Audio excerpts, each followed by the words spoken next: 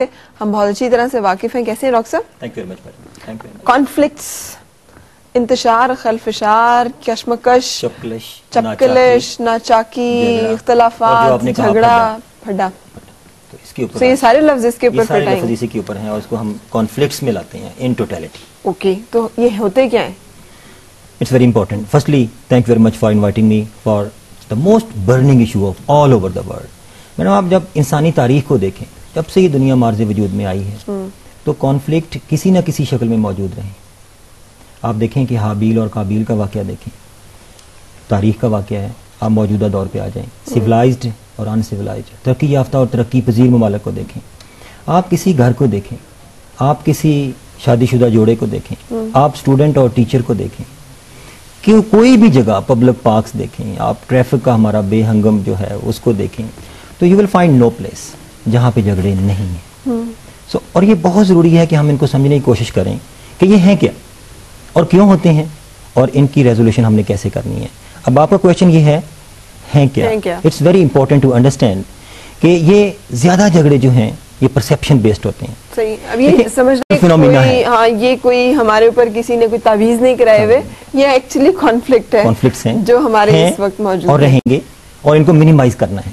تو یہ زیادہ جھگڑے جو ہیں وہ پرسیپشن بیسڈ ہیں. اب آپ دیکھیں کہ پرسیپشن کو ہم ڈیفائن کیسے کرتے ہیں. It's your version of reality, not reality.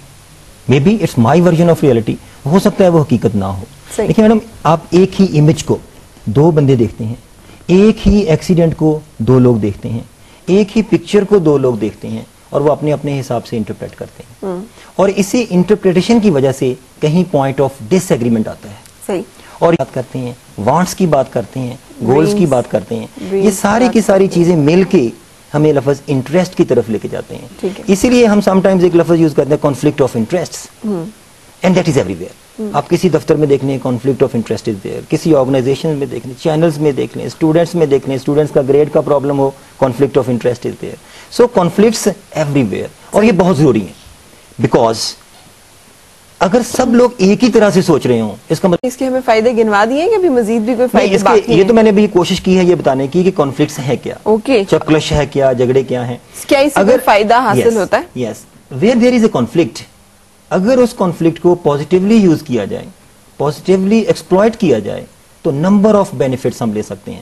کیسے لے سکتے ہیں؟ کسی ایک پرابلم کے اوپر سیکنڈ لک آتی ہے. صحیح. سیکنڈ لک، پھر آپ کے سامنے چیلنجز آتے ہیں. یہی چیلنج جو ہے آپ کو انوویشن اور کریٹیوٹی کی طرف لے کے جاتے ہیں. پوری دنیا کی اکانومی جو ہے that is based on invention and innovation. آپ مائکروسافٹ دیکھیں، بل گیٹس دیکھیں، جتنی بھی بڑی بڑی کمپنیز ہیں ساری کی ساری کانفلکٹ پہ بیسڈ ہیں. That is positive conflict and then using that conflict for innovation. جب بھی آپ انوویشن پہ آئیں گے تو پروفٹ میکسیمائزیشن پہ آئیں گے. گھر میں آپ انوویشن لائیں گے، خوشحالی لائیں گے، امن لائیں گے، ہر بندہ ایک دوسرے کے ساتھ اسٹرانگلی لنکڈ ہوگا.